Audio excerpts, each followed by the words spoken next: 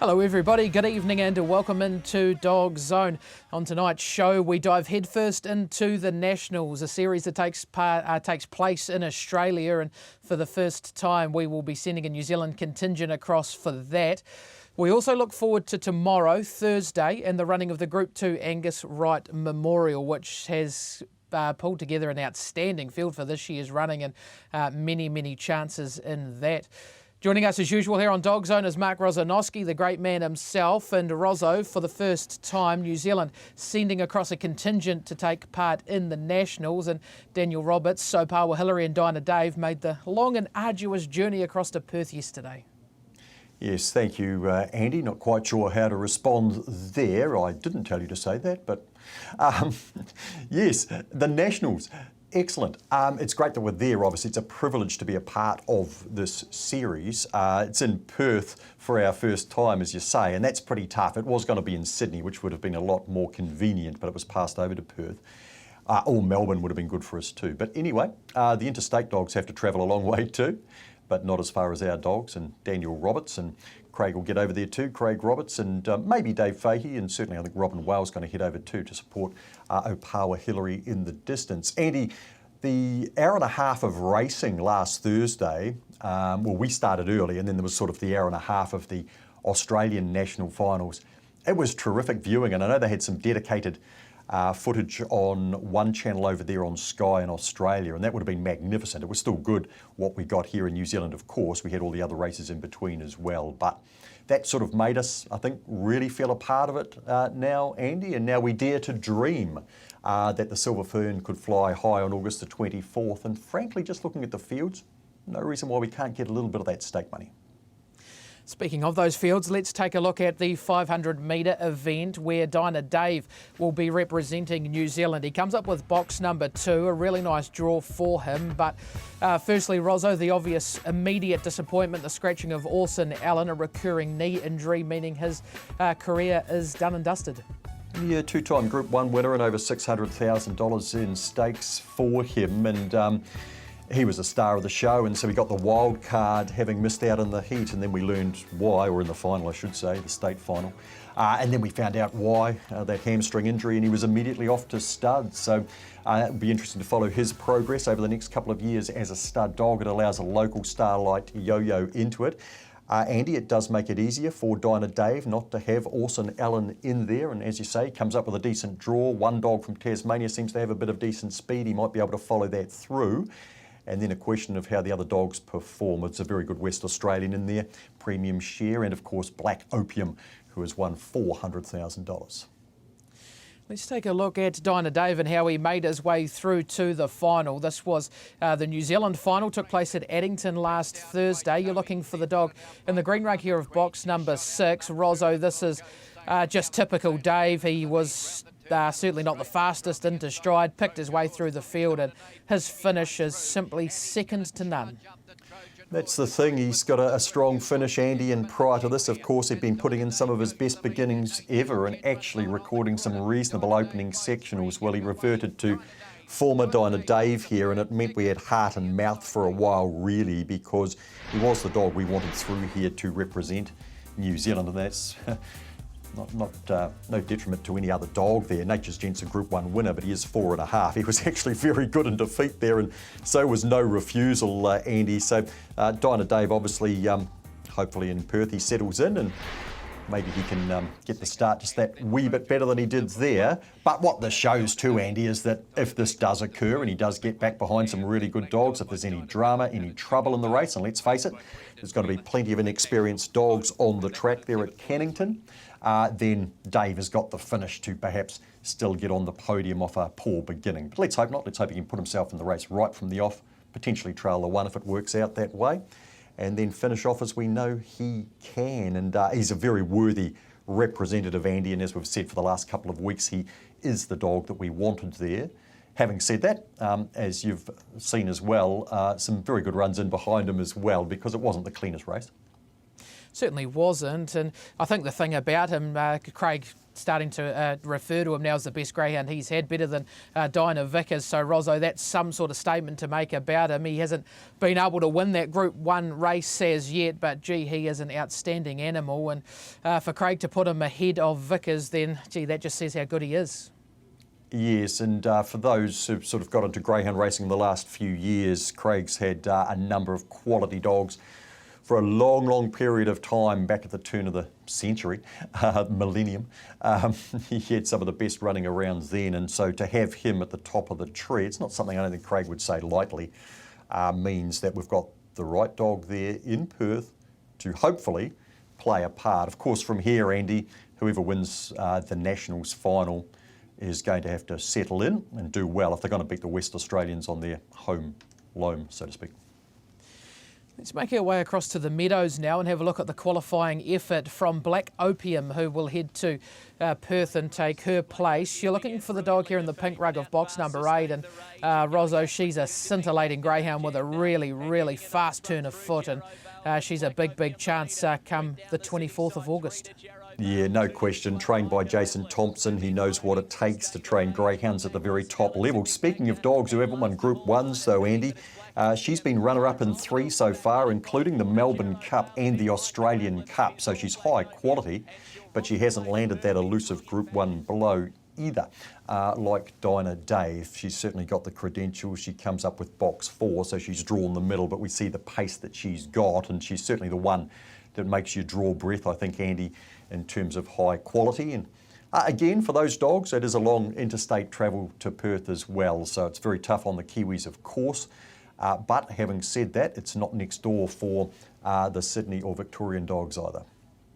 Just quickly touching on that travel, Rozzo, Dan left home at, I think, 4 o'clock yesterday morning, and he arrived in Perth at 7:30 last night. So it's a long old day for the dogs. And Dan, I think he said he was awake for about 24 hours, but those dogs in the crates for 12 or 13 hours, it's certainly no mean feat. But Dan reporting that they've travelled pretty good, no dehydration or anything through them. So always good to hear that they have travelled good with the long trip.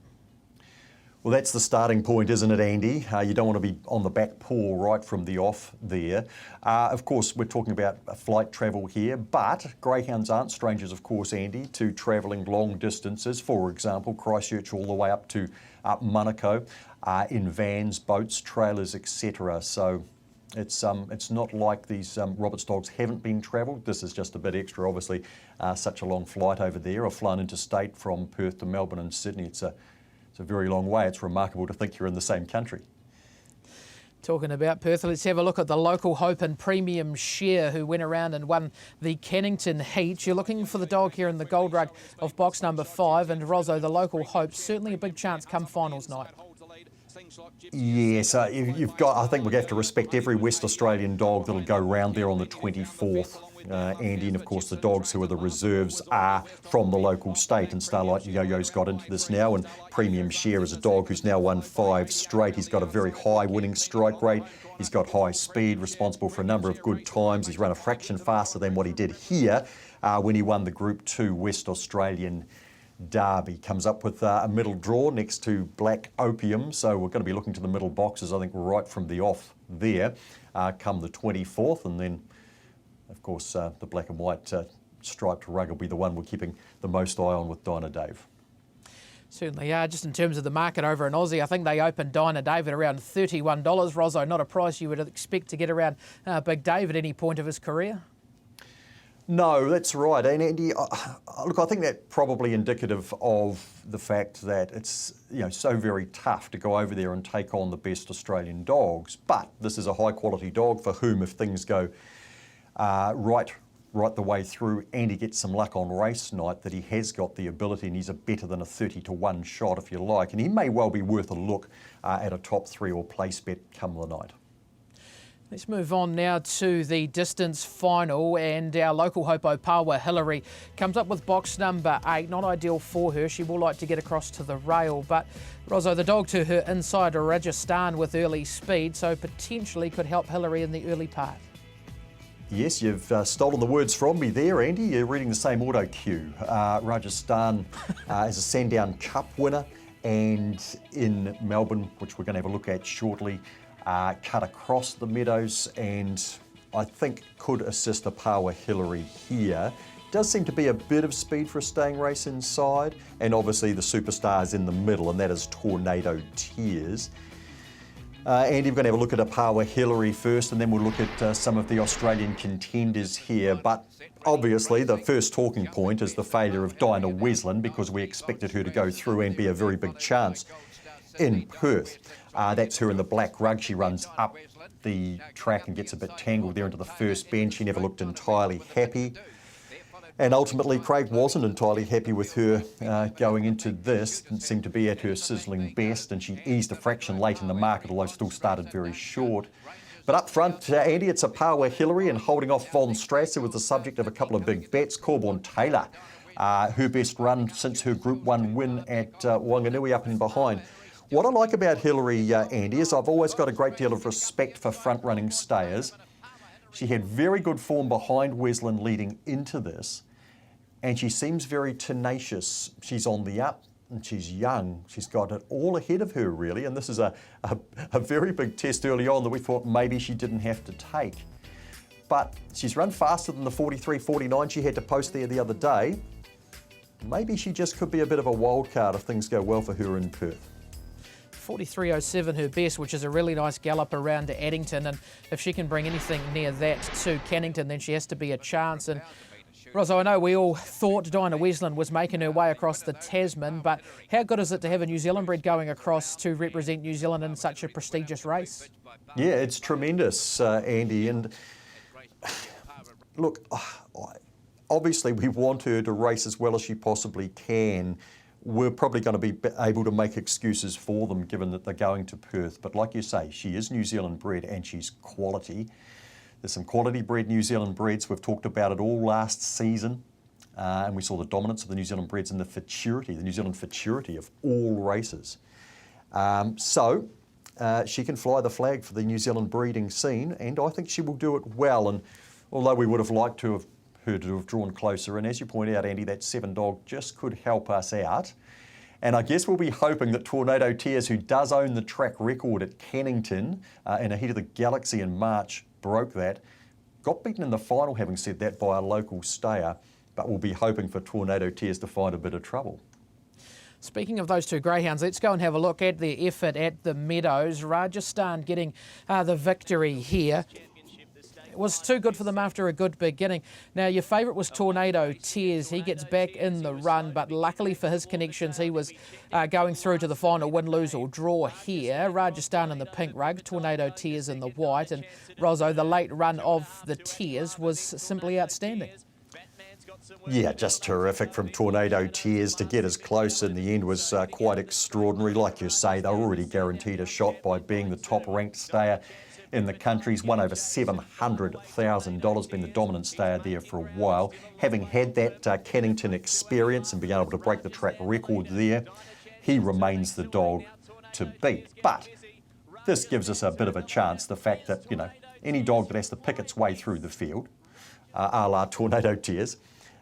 And let's remember too, that's picking up Rajasthan Neely, who won the Sandown Cup, so not running past average dogs there, Tornado Tears.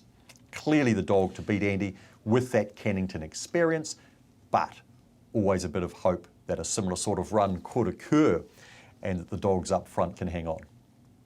Let's now make our way to Cannington and the local Hope and Reedy's runner, and he was outstanding in his heat win here. You're looking for the greyhound in the pink rug of box number 8, and Rosso, he wins this fairly easily in the end, over 9 lengths the winning margin, and a pretty handy time of 41.80, which would say the local was a big chance on the 24th.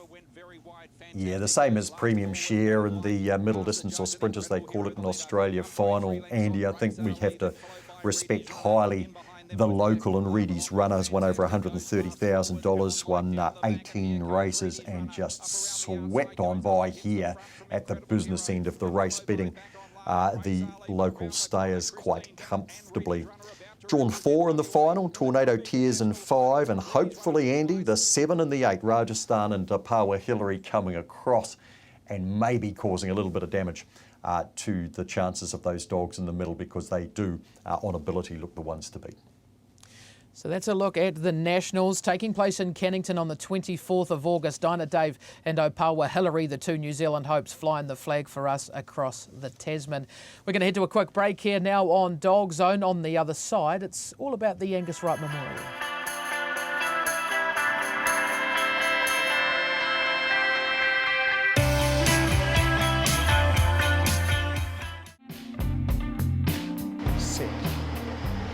Racing.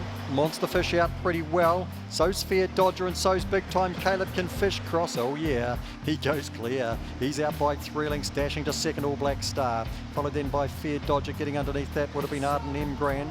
Around the outside then to Big Time Caleb, trying to circle him as Fusion Cronulla.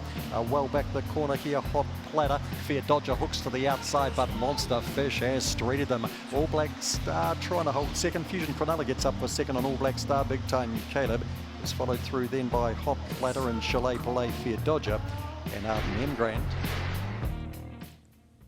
That was the Fish with one of his many sub-26 gallops around the Manawatu, and Rosso Greyhound now standing at study, won 28 from 69, including 17 races here in New Zealand, a 25 and 62 to his name at the Manawatu. He certainly was a big fast fawn greyhound.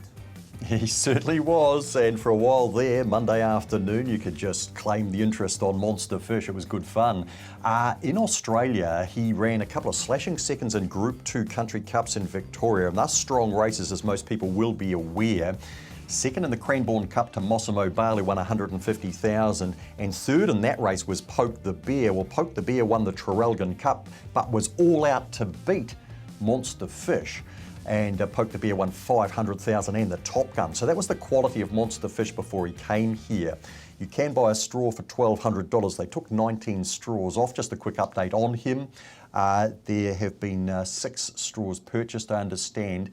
And a mating has occurred with Carol Morris's stayer Phantom Whale. Be interested in that. The other thing too, Andy, is that 3 straws have gone to the South Island, which is good too. So there's interest from down there. So that's an update on Monster Fish. We've been looking at New Zealand sires, New Zealand-based sires for the last couple of months, and maybe a couple more to look at next week before we have a wee break. It's now time to move on to the Angus Wright Memorial Group 2 Invitational that takes place at Cambridge Raceway every year, and this year it's going to take place on Thursday. It's 2:59, race number 11 on the card from there. There's the market. Penny Mac favourite, $2.30 over Thrilling Talk at $4.80. Rosso, there does appear to be some value in this market, but firstly, the obvious disappointment, no Southerners making their way up for the journey this year. Yes, well, this has been touted as the Inter-Island for a number of years, and the Angus Wright Memorial, it does commemorate a man, Angus Wright, who gave so much to greyhound racing in New Zealand, not just in the Waikato area. And it's been a terrific race over the years, and last year it still had very much that North versus South flavour, and Dirk Bale was able to win it for Craig Roberts. But, no Southern dogs, and that's unfortunate. Good enough field though for She's For Us, third in the Amazing Chase, and a winner last week at Hattrick, not to even make the ballot, Andy, and it's a strong field, but my goodness, how awkward is this to work out with dogs like Thrilling Talk and Robson drawn wide, dogs like Thrilling Vice and Keysile drawn the inside. Maybe Big Time Cooper, first look at Cambridge, can get off the lids and do the business at $7.50. Andy, I do believe he'll be very much win or bust, so I won't be touching him in the top 3 market, but I will be in the straight out win market. Anything there, top 3, that maybe tickles your fancy at all? I think the outside 4 greyhounds should fight it out. Robson at 2.10 a place, probably not bad money around him. He may be able to get the little drag across on Talk and Penny Mac if they do turn up. So, yeah, certainly an interesting little field and several ways it could go. But firstly, we'll take you back to last Thursday and have a look at Thrilling Vice, who was victorious off box number 5. He's in the gold rug. Thrilling Amigo also in here, the blue rug. Box number 4 and Keysile, the 8 greyhounds. So, Rosso, certainly a form race that we need to take note of, and Vice was too good for them off an awkward draw. He was. Now, he gets the inside, and I've had a look at his 3 box 1 runs, and he hasn't won any of them, and he can want up the track just a little, not alarmingly so, but of course he's got Keysile next to him, Andy, and Keysile can really get up and off the track, so that could certainly help Vice and could run a blocker on a few others, and Thrilling Amigo's drawn to the outside. So I think you, like me, are planning on dogs like Thrilling Talk and Robson cutting across from the outside, Cooper having to beat them out, and then those inside dogs getting a spot of bother, and that's the way I saw it too. But if a couple of the dogs are on their back heels when the lids go up, Andy, our theory could be blown up very quickly. Speaking of Big Time Cooper, let's go back and have a look at him. He is looking for number 7 or 8 in a row here. He is electric early, the dog in the red rug here of box number 1. Straight to the lead. Rozzo gets the job done in a 25-65. Thrilling Talk racing into second, but if Cooper can get off the lids in this fashion, gee, he's a great little bet at $7.50. He's certainly worth the risk at that, Andy. I don't think there's any question about that. And he did well to hold Thrilling Talk here. Thrilling Talk not the strongest at the top end of his middle distance assignments, of course, but an outstanding dog and a Group 1 winner. Big Time Cooper's won 6 straight, 4 there at the Manawa 2 and 2 there at Hattrick over the 520 metres. He goes to Cambridge for the first time. Andy, whatever happens with Cooper, it's a nice look at the track for him, because I know we're a long way out, but this dog's only just started his restricted age season, so he's a Derby dog for 2020, which seems quite remarkable given what he's done already. So yeah, win, lose or dead heat, Big Time Cooper's going to get a look around Cambridge this week, and he just might pick up a decent slice of that $16,000 stake while he does it. One of the local hopes is Penny Mac, a greyhound that we all know very well. Let's take you back to a win at Cambridge. You're looking for the dog here in the black and white striped rug of box number 2. Rozzo, the key to this, he beats home Thrilling Amigo, Thrilling Vice, runners 6 and 8, and also Robson in here, box number 4, who was out the back. Got the job done in a 25-44, anywhere near that, and he is a big, big winning chance. He certainly is, Andy, and that's why he's priced up as favourite. Although I'm not sure I can back a dog at 2.3 in this field, but I do love Penny Mac, as most people will be aware. That was the week after Thrilling Amigo ran sub 25, Andy, and I still can't come to terms with that time, because Amigo hasn't gone anywhere near that since. And I know it's been looked at and ratified, etc., but Penny Mac was too fast for Amigo there, running quite significantly slower than what Amigo did the week before. Penny Mac's on the outside of Thrilling Talk, and that's a good thing, Andy, but of course he's got Robson out in box 8. Now, Robson in his Derby heat from box 8 just cut straight across to the lead and didn't seem to have much care for the dogs on the inside. He also won at Cannington in Perth. Of course, he's a younger half-brother to Monster Fish. He won from box 8 there too, where he didn't cut across quite as badly, but he did come across the field, and he also placed over there from box 8 too. So he could hold the key out there. And in that race we saw, that was Penny Mac's last run at Cambridge. He's 6 from 7 over the 457, 8 from 10 the track. So it's hard to go past him, yeah. But I've gone Big Time Cooper for the value over Penny Mac. Robson, I think, can get across and get some of it. And Thrilling Vice, the inside, might be able to avoid some carnage and maybe pick up some minor money. Now, Andy, for me to leave out Thrilling Talk, who I love, I just think he's been a little bit below his very best. But Karen will have him as good as she can have him, and we know he's a winning chance. But, gee, he is going to need some luck from the 6 there. Yeah, box 6 certainly an awkward draw for him. We know he does like the rail. I managed to slot him into 3rd, but yeah, went with Big Time Cooper as well with you. Think the $7.50 is a very backable price over the 7 Penny Mac, who you just have to have in. We know how fast he is when he turns up. The 6 is Thrilling Talk. If he can get any sort of luck off the 6 and return to his best form, then he has to be some kind of chance. And the 8 Robson, as long as he doesn't cause himself too much carnage off that outside draw, I think he can run into the money as well. Well, slightly different topic now here on Dog Zone, sectionals, and the Otago Greyhound Racing Club, in conjunction with sectionals.co.nz, have started taking sectional timing at Forbury Park. And Rozzo, Forbury, a track that has never had sectional timing, so for them to take the leap with David and get involved in these sectional timings, and people are able to get their hands on them as well, is just brilliant.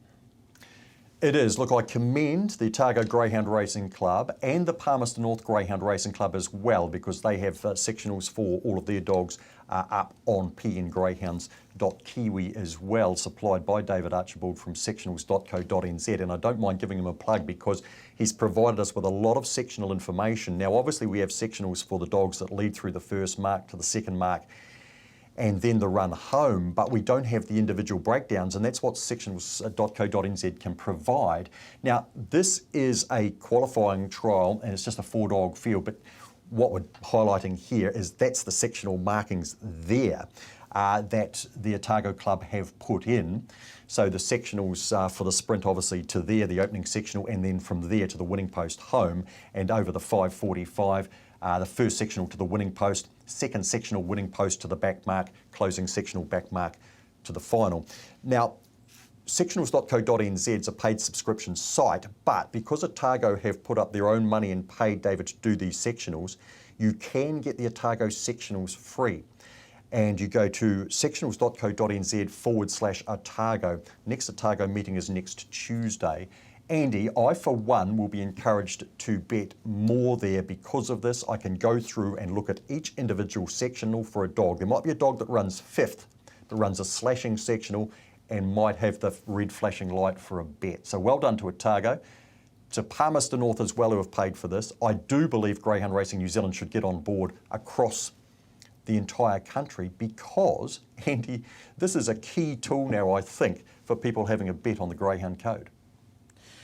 Yeah, it certainly is. Those sectionals, like you say, when you can get them from back in the pack, they're certainly well worth knowing. And just a slight correction there, /OGRC, sectionals.co.nz /OGRC to get those sectionals off that site. So, yeah, good on Otago, good on Palmerston North and David Archibald. He certainly does a brilliant job. Right, time for bets of the week. Firstly, a look back to last week. Rozzo, 1 from 2, big time homie at 3.30. Philippa, 2 for nothing. I got 2 from 4. Rozzo, I'm not going to claim that because the 2 winners I got were both $1.40 or less, so I'm just going to hang my head in shame even though I was a 50% strike rate. Well, Andy, look, winners are winners, and we can run them through multis, and you haven't matched my $1.10 Quinella yet, so I still hold that tag. And thank you for the correction on the not-so-great man there too, with that business cross-sectionals, and my apologies there. My bets this week, I've come up with 5. Looking to Friday night, Alan Mack in the first. I think he's going to park up in behind the pace and run over the top. He should be winning a Class 2 soon, and hopefully Friday. Big time Marlisa in the third there. I just think things are going to set up quite nicely for her. Butterball is downgrading and hopefully dangerous there in the 7th. On Monday, Dynamite Danger does run Friday night, looks a better chance Monday. And Cheese Ball was the black booker out of last Monday. And yeah, if you check out the sectionals on pngreyhounds.kiwi, was a very good sectional for it. Andy? Thank you for that. And just in terms of that minor error, Rozzo, everybody makes mistakes, even the great man, but that's your one mistake for the season, and we're only 2 weeks into it. So you've got a long error-free period in front of you. Philippa, Gold Star Galaxy, downgraded and dangerous at Addington on Friday. King Carly comes up with the red rug. He looks hard to beat, overdue the 10th at Addington on Friday. Each way around, Rowdy Ruby, box number 1 for her at Wanganui, on Friday night. And Trojan Horse back from his stint at the Nationals, box number 1, also at Wanganui on Friday night. Opawa Nat for me on Thursday. Think she'll go close, even off the squeeze draw. No refusal after his nice run in behind Dinah Dave. I think even off box 1, he'll be hard to beat. Call Me Flo, knocking on the door, looks really hard to beat come Friday. And Mitchum Quinn, early room for him with a wide runner to his outside and a couple of nice performances his last 2. Says that he can go very close as well. That's about all we've got time for on the show tonight. Rozzo, thank you very much for your time. And like I said, you've now got about 11 and a half months of error-free programming in front of you. The pressure is on, Andy, and I hope I don't make a mistake here when I say congratulations and thank you to Carol and Brian Delamore for their sponsorship across a quarter of a century. Auckland Greyhound Racing Club on Sunday have named 4 races after them. They've sold the Clendon Inn. Of course, Carol has sponsored for years, 25 in fact, with the Carol's TAB. Daly Sports Bar at Clendon Inn, Carol's TAB at Clendon Inn is what we've become familiar with over the last few years. Well, they're off to their retirement. I think Delhi's going to upgrade the boat and do some fishing. Hasn't just been Auckland, it's also been Cambridge, and of course they're still prominent or have been prominent at Addington. There's another race in their name on Friday. And of course, they've been very prominent during Cup weeks over the years as well. We're going to miss you, Carol and Brian, at the track, and I do hope that you can park up the boat at some point and come back to the track and we'll catch up with you.